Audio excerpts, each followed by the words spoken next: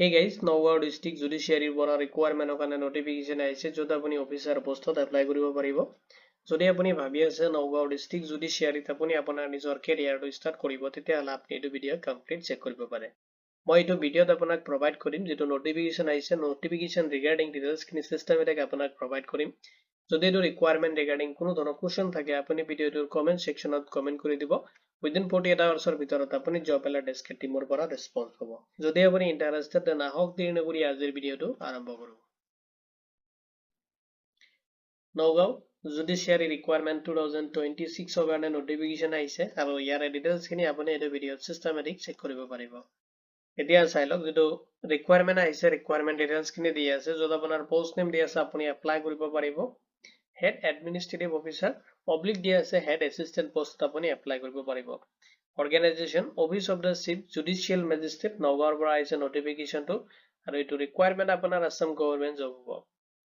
আৰু আপোনাৰ এপ্লিকেশ্যন যেটো মোড দি আছে আপুনি অফলাইনত কৰিব লাগিব কেনেকৈ আপুনি অফলাইনত এপ্লাই কৰিব পাৰিব এইখিনি ডিটেইলছ আপুনি এইটো ভিডিওতে চেক কৰিব পাৰিব।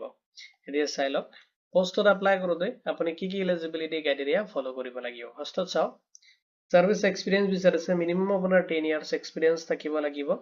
আপাৰ ডিভিজন এসিস্ট্যান্ট বা আপুনি যদি সুপাৰভাইজৰি এসিস্ট্যান্ট পোষ্টত আপুনি কাম কৰিছে তেতিয়াহলে আপুনি এইটো ভ্যাকেন্সিত এপ্লাই কৰিব পাৰিব। এষ্টাব্লিশমেন্ট দি আছে আপোনাৰ যেটো সাৰ্ভিস থাকিব এইটো চিফ জুডিচিয়ালি মেজিষ্ট্ৰেট এষ্টাব্লিশমেন্ট ষ্টেট অফ আসামত থাকিব লাগিব তেতিয়াহলে আপুনি এপ্লাই কৰিব পাৰিব। এপ্লিকেশন যেটো ষ্টেটাস হয় আপুনি কেনেকৈ এপ্লাই কৰিব পাৰিব আপোনাৰ এপ্লিকেশনটো আপুনি সাবমিট কৰিব লাগিব কাৰণ যেটো এমপ্লয়াৰ আছে তাৰ যেটো প্ৰপাৰ চেনেল হয় এটো হিচাপত আপোনাৰ এপ্লিকেশনটো আপুনি সাবমিট কৰিব লাগিব। দিয়া চাই লওক স্যালাৰি এণ্ড পে স্কেল খিনি কিমান আপুনি ৰিসিভ কৰিব এখিনি ডিটেইলছ প্ৰভাইড কৰি দিছে যেটো পে স্কেল 22000 ৰ পৰা লৈ কিনে আপুনি 87000 আপুনি পাৰ মান্থ ৰিসিভ কৰিব। লগতে আপোনাৰ গ্ৰেড পে থাকিব 10300 পাৰ মান্থ। আদাৰ যিখিনি এলাউন্সেস আছে আপুনি ৰিসিভ কৰিব এজ পাৰ যেটো আপোনাৰ আসাম গভৰ্ণমেণ্ট যেটো ৰুলছ আছে সেইটো হিচাপত আপুনি ৰিসিভ কৰিব। এতিয়া চাই লওক এটো ৰিকুৱাৰমেণ্টত আপুনি এপ্লাই কেনেকৈ কৰিব তো এপ্লাই কৰিবলৈ যদি আপুনি ইন্টাৰেস্টেড এলিজিবিলিটি ক্ৰাইটেৰিয়াটো ফলো ফাৰ্স্ট স্টেপ আপুনি ষ্টেণ্ডাৰ্ড ফৰ্ম এটা ডাউনলোড কৰিব লাগিব যেটো আসাম গেজেট পাৰ্ট 9 এটো ফৰ্ম আপুনি ডাউনলোড কৰিব। যদি আপুনি বিচাৰে জব এলাৰ্ট এস্কেপ বৰ্ডাৰ অথৰিটিৰ ফৰ্মটো দি আছে আপুনি তাৰ পৰা ডাউনলোড কৰিব পাৰিব। নেক্সট আপোনাৰ এপ্লিকেশন ফৰ্মটো আপুনি কেয়াৰফুলি ফিল আপ কৰি ল'ব। নেক্সট আপুনি আটাচ কৰিব আপোনাৰ এডুকেশনাল ডকুমেন্টছ খিনি লগতে আপোনাৰ এক্সপিৰিয়েন্স সাৰ্টিফিকেট এণ্ড ৰিকুৱাৰমেণ্ট যিখিনি ডকুমেন্টছ আছে এইখিনি আপুনি ৰেডি কৰি ল'ব। নেক্সটত আপুনি আপোনাৰ এপ্লিকেশনটো সাবমিট কৰিব লাগিব। Office of the chief judicial magistrate Nagaon Assam এইটো এড্ৰেছ আপুনি নোট কৰি ল'ব। এইটো এড্ৰেছত আপোনাৰ এপ্লিকেশনটো আপুনি সাবমিট কৰিব লাগিব। ইম্পৰ্টেন্ট নোটছ খিনি চাই ল'ব।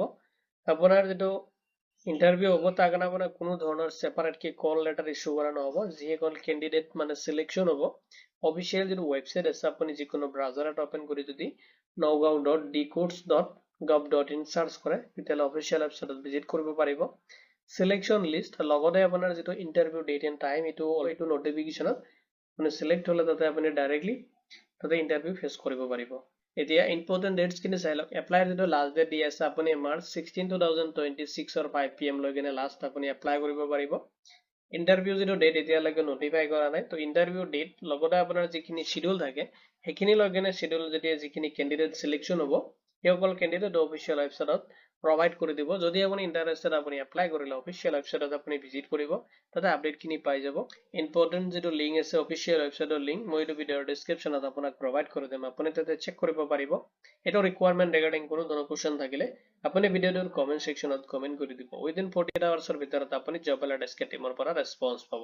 ভিডিওটো চোৱাৰ বাবে ধন্যবাদ দি কিনে আজিৰ ভিডিও ইমানতে সামৰিছো।